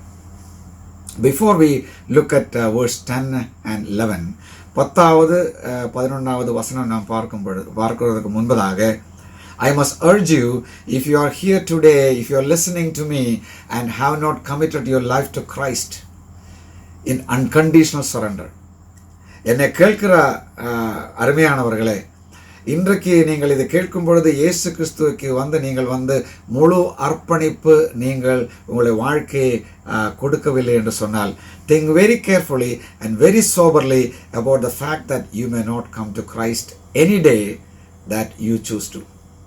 இன்றைக்கு நீங்கள் இயேசு கிறிஸ்து அண்டை வராவிட்டால், நீங்கள் தெரிந்து கொள்ளுகிற ஒரு நாளில் கிறிஸ்து அண்டை உங்களால் வர முடியாது. காரணம் என்ன தெரியுமா? இந்த ரட்சிப்பு ஆண்டவர் கொடுக்கிறது, நம்மளுடையது கிடையாது. அது புரிந்து கொள்ள வேண்டும். It is His salvation. It is sovereignly bestowed by Him. சர்வாதிகாரமாய் அவர் நமக்கு அளிக்கிற ஒரு காரியம் அந்த ரட்சிப்பு. That means that when you hear it proclaimed today, அதாவது இன்றைக்கே ரட்சிப்பின் நாள் என்று சொல்லி நீங்கள் கேட்கும் பொழுது, because you may never hear it proclaimed again. அடுத்த ஒரு நிமிஷம் நமக்குள்ளதல்ல, அடுத்த ஒரு நாள் நமக்குள்ளதல்ல. அதனால இன்றைக்கு நீங்கள் திரும்பி இயேசு கிறிஸ்து அண்டை அர்ப்பணித்து நீங்கள் வராவிட்டால் அடுத்த நிமிஷம் உங்களுக்கு உள்ளதல்ல. ஒருபோதும் கிறிஸ்து அண்டை உங்களால் வர முடியாது. Notice in verse 10, he moves from foundation of the gospel. 10வது வசனத்தில் பார்க்கும் பொழுது இந்த சுவிசேஷத்தினுடைய அஸ்திவாரத்திலிருந்து அவர் சொல்லி அதுக்கு முடித்ததுக்கு அப்புறம் the doctrine of justification, நியாயமாக்குதலை குறித்து சொல்லி, to the impact of the gospel in the experience of our daily lives. இந்த சுவிசேஷத்தின் நம்மளுடைய அனுதின வாழ்க்கையில் எவ்வளோ நமக்கு அது செயல்படுவது என்பதை சொல்லிட்டு, that is what is known as the doctrine of sanctification. இப்படி நாம் செய்கிறது நாம் பரிசுத்தமாக்குதல் என்ற அந்த உபதேசம். 2வது point, the impact of the gospel is the experience of sanctification. அதாவது நற்செய்தியின் தாக்கம் என்பது பரிசுத்தத்தின் அனுபவம் தான். ஓகே, அந்த பரிசுத்தமாக்குதலின் அனுபவம் தான். a righteousness that changes you for time. அதாவது காலத்தில், நிகழ்காலத்தில், நேரத்தில் உங்களை மாற்றக்கூடிய ஒரு நீதி தேவனால, அது கிறிஸ்துவனுடைய நீதி நமக்கு கொடுத்திருக்கிறது. Because we have been justified, நாம் நியாயமாக்கப்பட்ட நபரானதுனால, the work is done in our lives to change our lives here on earth. அப்போ இந்த வேலை, இந்த நியாயமாக்குதல், அந்த வேலை பரிசுத்தாவியானவர் நமக்குள்ள செய்வது எதுக்கு தெரியுமா? இந்த உலகத்தில் நாம் ஒரு மாற்றமுள்ள வாழ்க்கை வாழ வேண்டும். மாற்றமுள்ள ஒரு ஜீவியம் நாம் ஜீவிக்க வேண்டும். It is a work in our daily experience. அது ஒவ்வொரு அனுதினமும் நமக்கு இருக்கிற அந்த அனுபவத்தில் காணப்படுகிற வேண்டிய ஒரு காரியம். As our position in Christ is lived out moment by moment. நாம் கிறிஸ்துவிலே நமக்கு இருக்கிற அந்த ஸ்தானத்தை ஒவ்வொரு நொடி பொழுதும் ஒவ்வொரு நாளும் நாம் வாழ்ந்து கொண்டு இருக்க வேண்டும். Please understand that justification deals with our standing before God. நியாயமாக்குதல் என்று சொன்னால் அது தேவன் முன்பதாக நாம் நிற்கும் நமக்குள்ள ஒரு நிற்பு தான். நாம் எப்படி தேவன் முன்னாடி நிற்கிறது என்றுதான் நியாயமாக்குதல். Prior to salvation we were devil's children. ரட்சிப்புக்கு முன்னே நாம் பிசாசினுடைய பிள்ளைகளாய் காணப்பட்டது. After we have been declared righteous, நீதிமான் என்று தேவன் தெரிவித்ததுக்கு அப்புறம் we are God's children. அதுக்கப்புறம் தான் நம்ம தேவனுடைய பிள்ளைகளாய் மாறினது. Prior to salvation we were God's enemy. நாம் ரட்சிப்புக்கு முன்பே தேவனுடைய எதிரிகளாய் காணப்பட்டது. Now we are his allies. இப்பொழுது நாம் அவரது கூட்டாளிகளாய் காணப்படுகிறது. Prior to salvation we were clutching to the tattered rags of our own self-righteousness. ரட்சிப்புக்கு முன்பு நம்மளுடைய சுயநீதியான அந்த அழுக்கான கந்தை நாம் இறுக்கி பிடித்து கொண்டு இருந்தது. நம்மளுடைய சுயநீதியை நாம் இறுக்கி பிடித்து கொண்டிருந்தது. Now we are enrobed in a pure white garment of righteousness of Christ. அந்த அழுக்கான கந்தையான நம்மளுடைய நீதியை மாற்றி கிறிஸ்துவனுடைய நீதியான அந்த தூய வஸ்திரத்தை நமக்கு அவர் தரிக்க வைத்தார். It is a change in position. அது ஒரு ஸ்தான மாற்றம். முதல்ல பிசாசனுடைய பிள்ளைகளாயிருந்த நமக்கு அந்த ஸ்தானத்திலிருந்து தேவனுடைய பிள்ளை என்ற ஸ்தானத்துக்கு உள்ள ஒரு பெரிய மாற்றம். Not a change in experience. அனுபவத்தில் உள்ள மாற்றம் கிடையாது, ஸ்தானத்தில் உள்ள மாற்றம் தான். அது புரிந்து கொள்ள வேண்டும். But because we have this change in position, ஸ்தானத்திலே இப்பேற்பட்ட ஒரு மாற்றம் நமக்கு இருக்கிறதுனால God is in process of changing our experiences.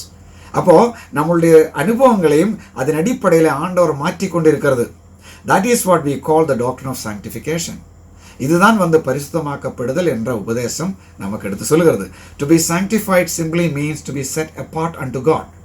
பரிசுத்தமாக்கப்படுதல் என்று சொன்னால் தேவனுக்கென்று கொஞ்சம் கொஞ்சமாக தேவனுடைய வசனம் என்ற அந்த தூய தண்ணீரை வச்சு கழுகி நம்மை இயேசு கிறிஸ்துவை போல் ஆய்த்திருக்கிற சீஷர்களாய் மாற்றிக்கொண்டு ஆண்டவர் வருகிறது. And we are in process of being set apart day by day. அனுதினமும் உம்மில் நான் வளர்ந்திடவே என்ற பாடல் நாம் பாடுகிற மாதிரி ஒவ்வொரு நாளும் தேவனில் நாம் வாழ்ந்து அந்த பரிசுத்தமாக்கப்படுதல் கொஞ்சம் கொஞ்சமாக அந்த பாவத்தன்மைகளை நம்மளிலிருந்து நீக்கிக் கொண்டிருக்கிறது. Verse 10 says, I want to know Christ.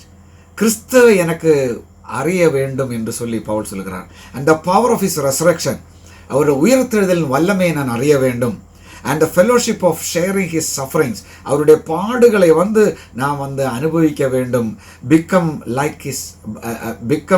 Becoming like him in his death, அவருடைய மரணத்தோடு ஐக்கியம் கொள்ள வேண்டும் என்று சொல்லி. அதே போல் for Paul, sanctification is accomplished through the knowledge of Jesus Christ.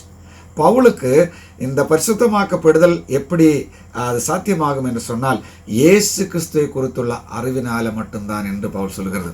He tells us 3 things about Christ, knowing Christ.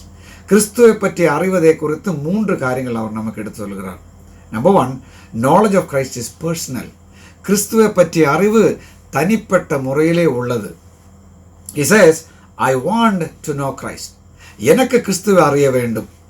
And he uses a specific term that he designates a particular kind of knowledge.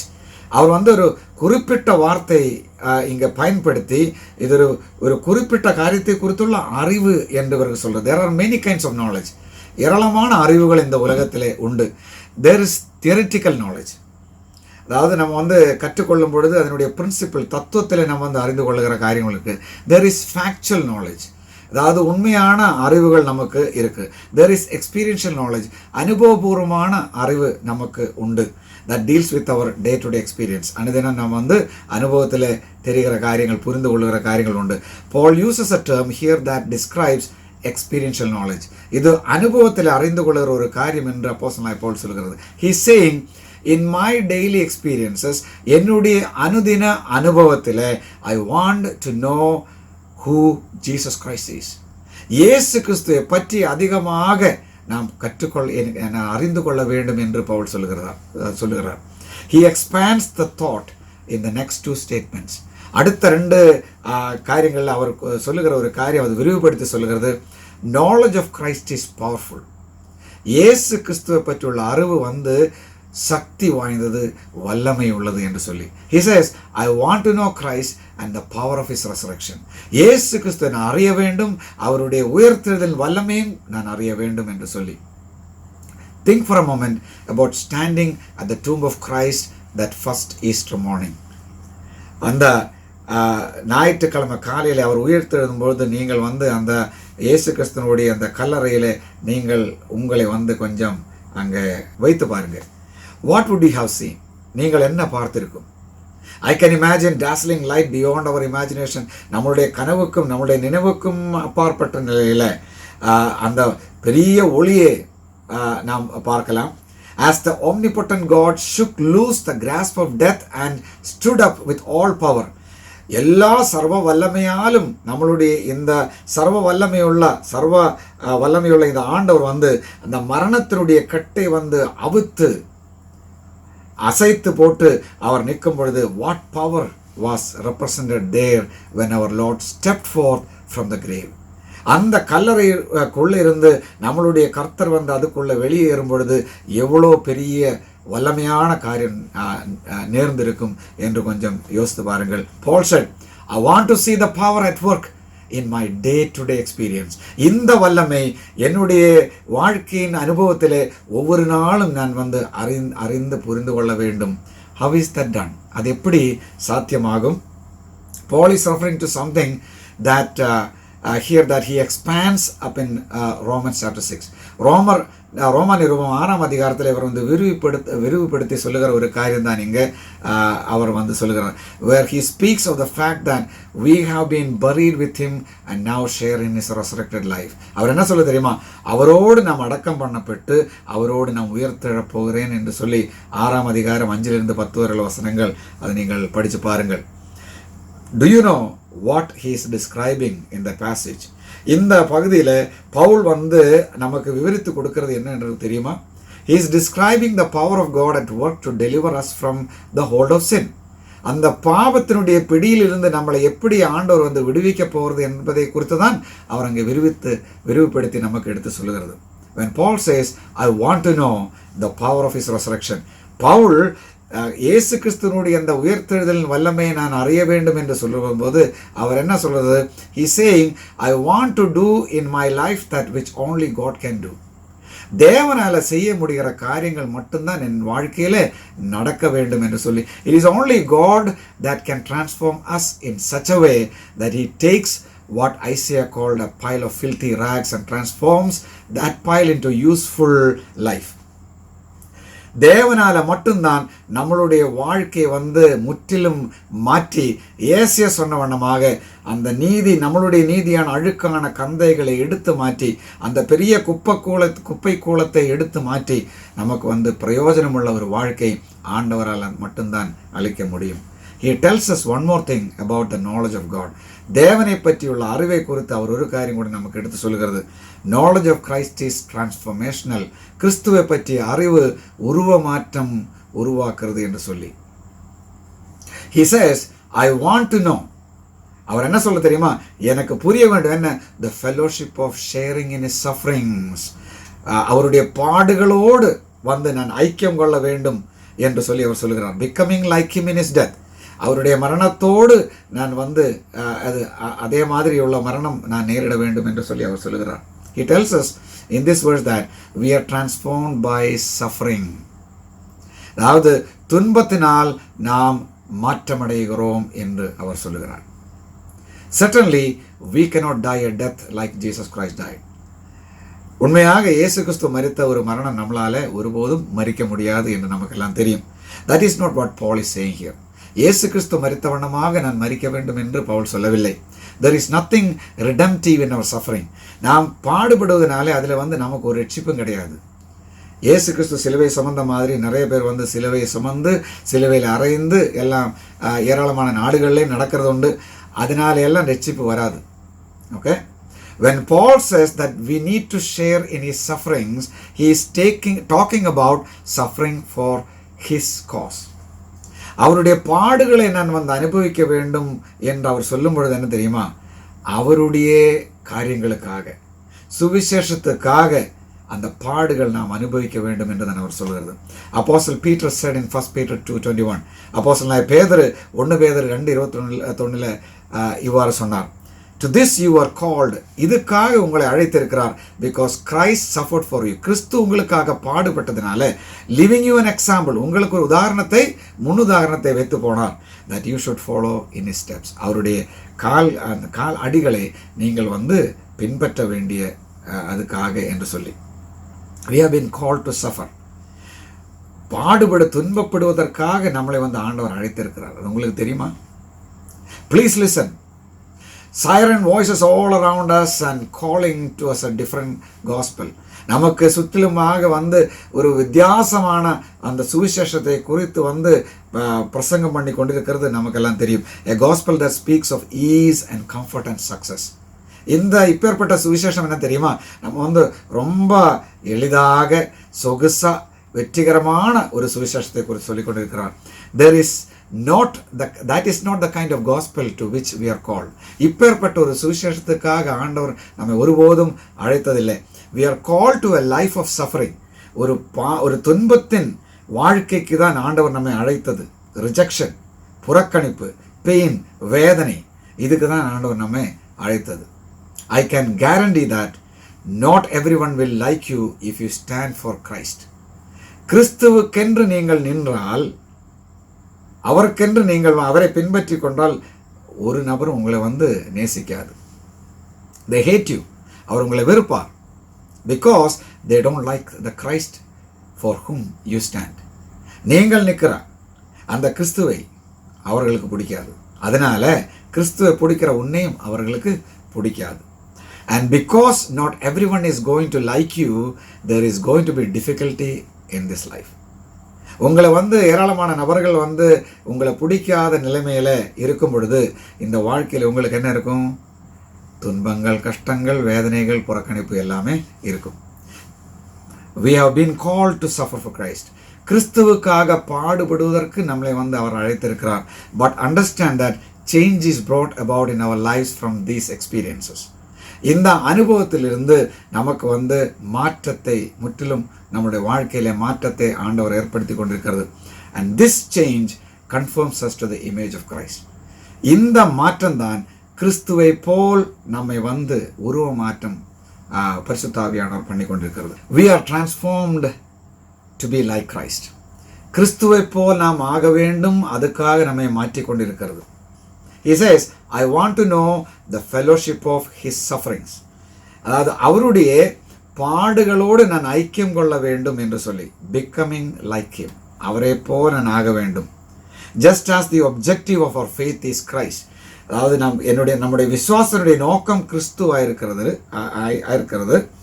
So he is the objective of our experience. நம்மளுடைய அனுபவத்தினுடைய நோக்கமும் கிறிஸ்துவாக இருக்க வேண்டும். நம்மளுடைய உறுதியான நம்பிக்கை கிறிஸ்துவாக இருக்க வேண்டும் நோக்கம். அதே போல் நம்முடைய அனுபவங்களும் அதனுடைய நோக்கமும் கிறிஸ்துவாக இருக்க வேண்டும். He is the pattern for change. அவர்தான் நம்மளுடைய மாற்றத்துக்கு உள்ள ஒரு வடிவம். The foundation of the gospel is justification. அதாவது சுவிசேஷத்தினுடைய அஸ்திவாரம் என்று சொன்னால் நியாயமாக்குதல். The impact of the gospel is sanctification. இந்த சுவிசேஷத்தினுடைய அழுத்தம் வந்து பரிசுத்தமாக்கப்படுதல்.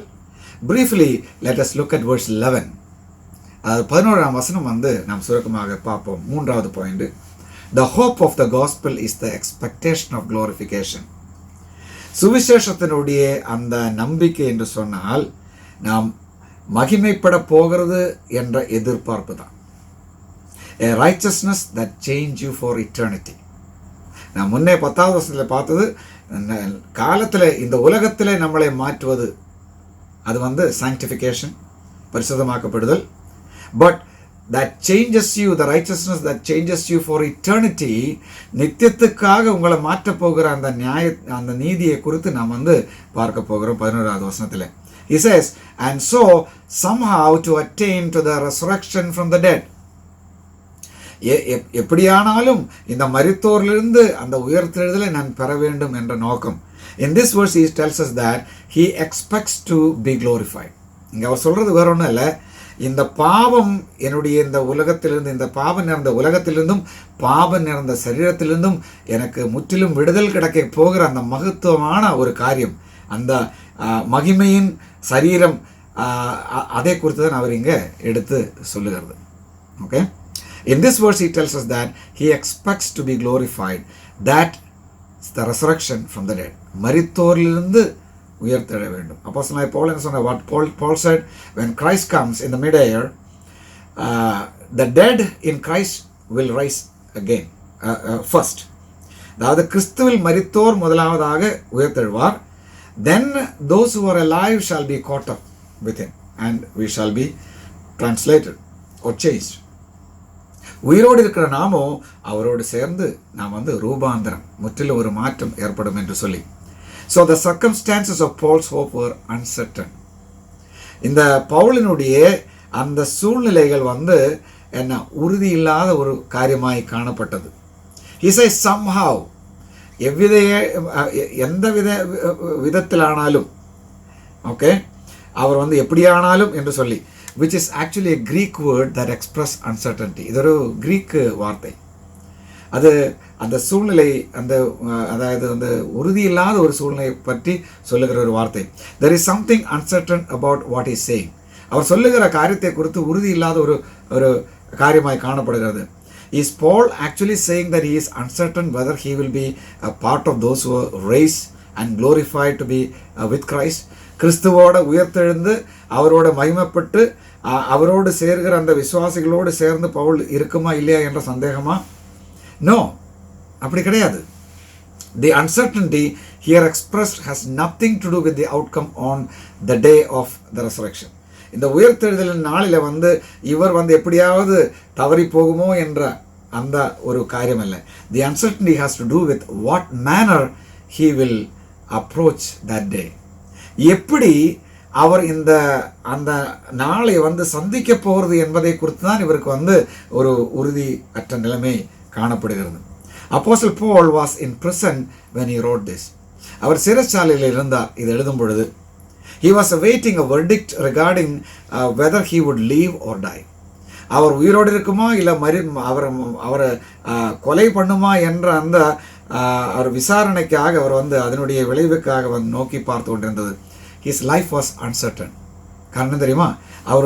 அவர் வாழுமா சாவுமா என்று சிறைச்சாலையில் இருக்கும் பொழுது அவருக்கு ஒரு உறுதியான காரியம் அல்ல.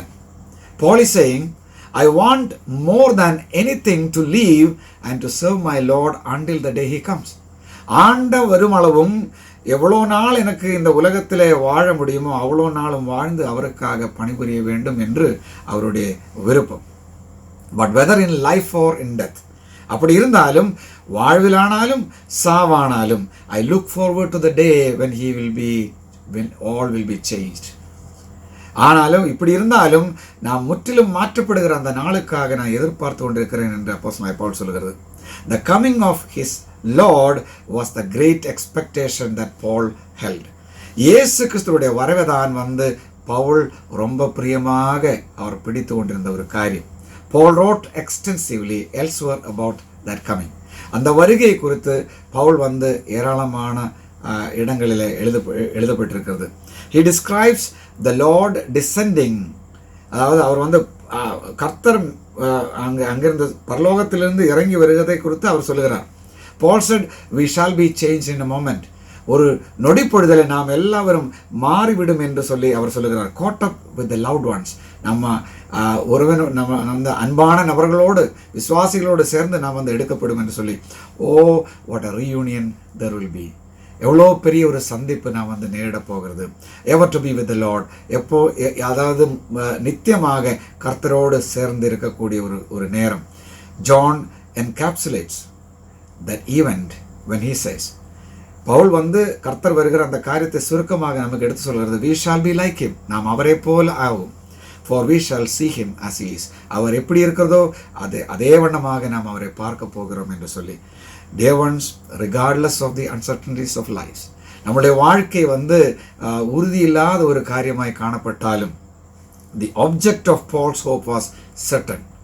ஆனால் பவுலினுடைய அந்த நம்பிக்கையின் நோக்கம் உறுதியாய் காணப்பட்டது. Christ is coming. கிறிஸ்து வரப்போகிறது. And all those who know him will be changed. அவரை அறிந்து புரிந்து கொண்ட எல்லா நபர்களும் முற்றிலும் உருவமாற்றம் நடக்கப் போகிறது. And are you ready for that day? அந்த நாளுக்காக நீங்கள் ஆயத்தமாயிருக்கிறதா என்ற கேள்விதான் உங்களுக்கு நான் இந்த காலையில் எழுப்புறது. Are you ready? Do you know Christ? இந்த கிறிஸ்துவை அறிந்த நபர்களும் இந்த 3 வசனங்களில், in these 3 verses, Paul is just giving profound theological truths. இறையல் கோட்பாடுகளை அப்போஸ்தலனாகிய பவுல் இந்த 3 வசனங்கள் நமக்கு எடுத்து சொல்கிறார். நம்ம ரட்சிக்கப்படுகிற அந்த ஸ்தானம், நமக்கு கிடைக்கிற ஸ்தானம், அது தேவனால் மட்டுமே, நம்மளால் அல்ல. when you are saved positionally, and that is not of your works. அது உங்களுடைய கிரியைகள்னால் அல்ல. Then there is day-to-day experience in your life as you live a Christian life in this world. இந்த உலகத்தில் நீங்கள் வாழும்பொழுது உங்களுக்கு அனுதின வாழ்க்கையில் அனுபவங்கள் உண்டு. That is called as sanctification. அது பரிசுத்தமாக்கப்படுதல். Then at the end, when you die or Christ comes in this moment, நீங்கள் மரிக்கும் பொழுது அல்லது கிறிஸ்து இந்த நிமிஷம் வரும் பொழுது, you will be glorified.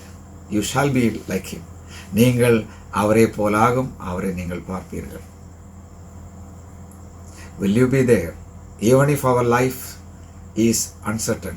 நம்முடைய வாழ்க்கை நாம் எப்போ சாகும், எப்போ நாம் எவ்வளோ நாள் வாழும் என்று நம்மளால் தெரியாது. But one thing is certain, Christ is coming. இயேசு கிறிஸ்து வரப்போகிறார். That means you should know Christ. Like Paul had a desire to know Christ. Pavul இயேசு கிறிஸ்துவை அறிந்து புரிந்து கொள்ள வேண்டும் என்ற அந்த விருப்பம் அவருக்கு இருந்த போல் நமக்கும் இருக்க வேண்டும். Are you a child of God? If you don't believe today, next moment is not yours. இன்றைக்கு நீங்கள் கிறிஸ்துவை ஏற்றுக்கொள்ளாவிட்டால், அவர் அண்டை வராவிட்டால், அடுத்த நிமிஷம் உங்களுக்குள்ளதல்ல.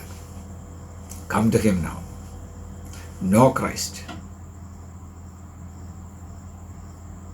God bless.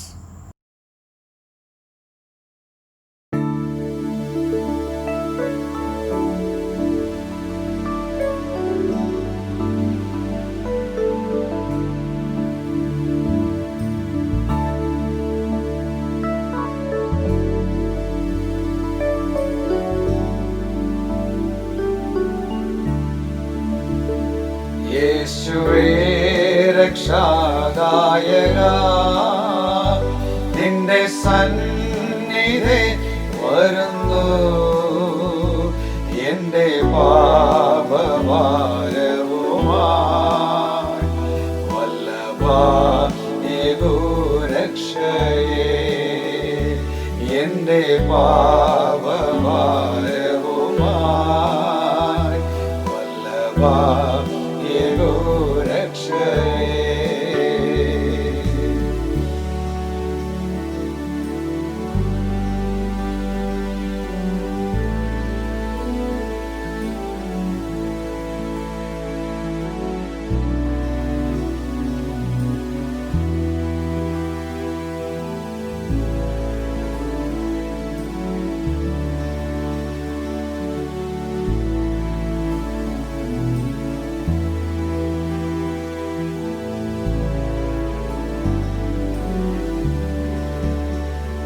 ഉന്നതി വെടിഞ്ഞവനേ, മണ്ണിൽ താണുവന്നവനേ, ഉന്നതി വെടിഞ്ഞവനേ, മണ്ണിൽ താണുവന്നവനേ, എനിക്കായിട്ടല്ലയോ ക്രൂശിങ്കൽ ജീവനെ തന്നത്.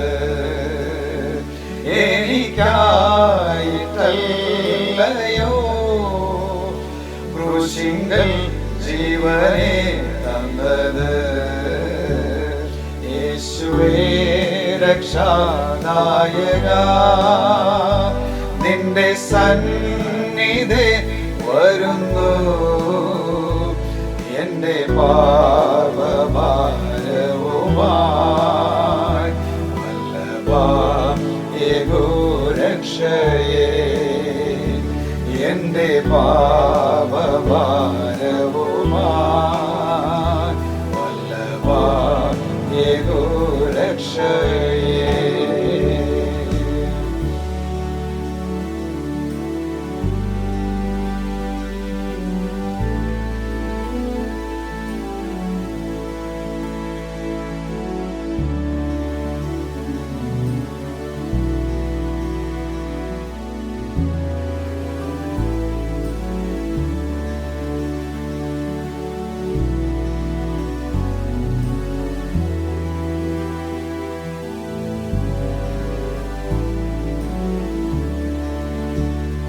പാപം ചെയ്തിടാത്തവനെ, പരീക്ഷീണനായവനെ, പാപം ചെയ്തിടാത്തവനെ, പരീക്ഷീണനായവനെ, എനിക്കായിട്ടല്ലയോ ക്രൂശിങ്കൽ ദാഹിച്ചു കേണത്. എനിക്കായിട്ടല്ലയോ ക്രൂശിങ്കൽ ദാഹിച്ചു കേണത്. യേശുവേ രക്ഷാനായക, നിന്റെ സന്നിധി വരുന്നു. എന്റെ പാപഭാരവുമായി വല്ലഭയേകൂ രക്ഷയേ. എന്റെ പാപഭാരവുമായി വല്ലഭയേകൂ രക്ഷയേ.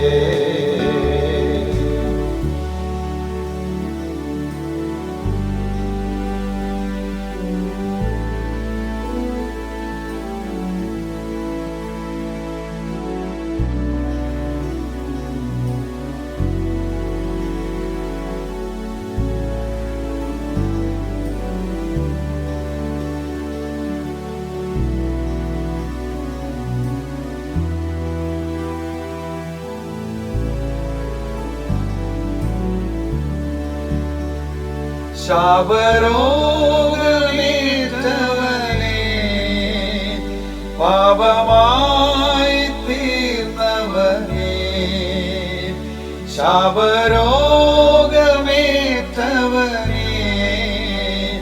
പാപമായി തീർന്നവനെ, എനിക്കായിട്ടല്ലയോ ക്രൂശിങ്കൽ പാടുകളേറ്റത്. എനിക്കായിട്ടല്ലയോ ക്രൂശിങ്കൽ പാടുകളേറ്റത്. യേശുവേ രക്ഷാനായക, നിന്റെ സന്നിധി വരുന്നു. എന്റെ പാപഭാരവുമായി വല്ലഭയേകൂ രക്ഷയേ. എന്റെ പാപഭാരവുമായി വല്ലഭയേകൂ രക്ഷയേ.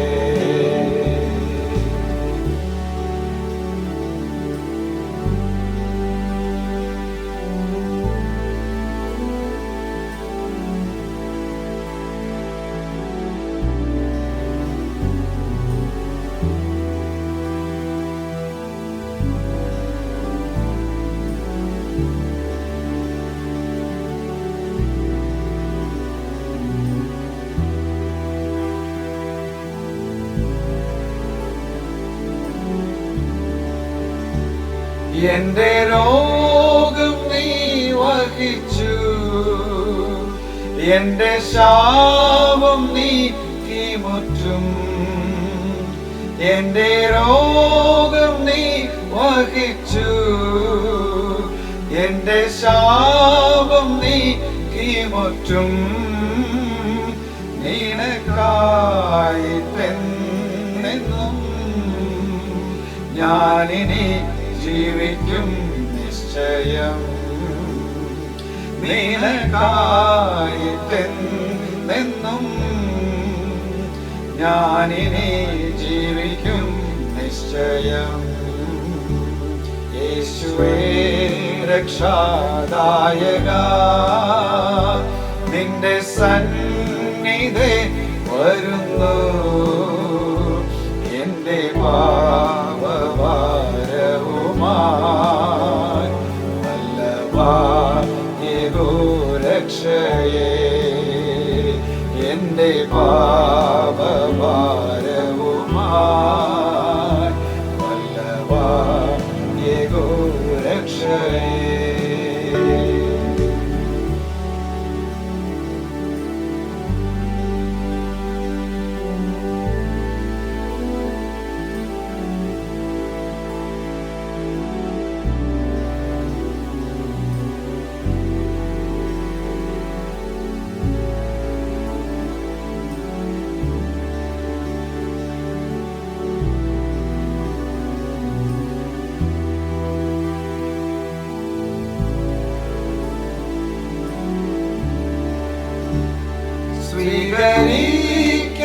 സ്വീകരിക്കയെന്നെയിന്ന് ആത്മദേഹിദേഹത്തെയും.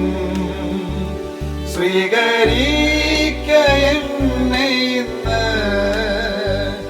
ആത്മദേഹിദേഹത്തെയും. തരുന്നു നിൻ കൈകളിൽ, തീർക്കയെന്നെ നിന്റെ നീതം പോൽ. തരുന്നു നിൻ കൈകളിൽ, തീർക്കയെന്നെ നിന്റെ നീതം പോൽ. യേശുവേ രക്ഷാദായക, നിന്റെ സന്നിധി വരുന്നു. എന്റെ പാപഭാരവുമായി വല്ലഭയേകോ രക്ഷയേ. എന്റെ പാപഭാരവുമായി വല്ലഭയേകോ രക്ഷയേ.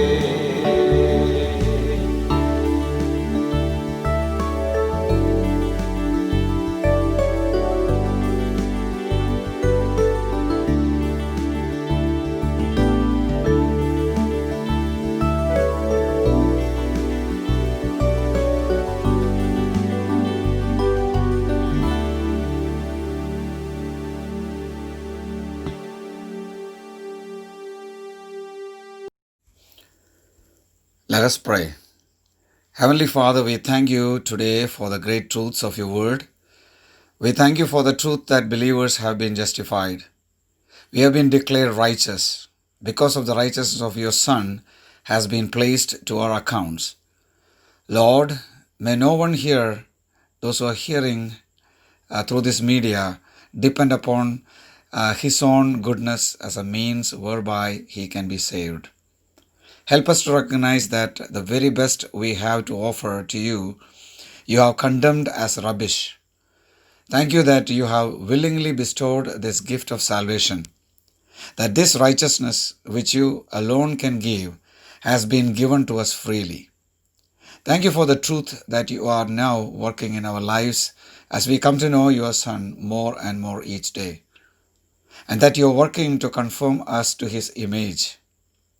Lord, we know that in this life we will not attain perfection, but we look forward with great anticipation to the day that you will return for us and change us for all eternity.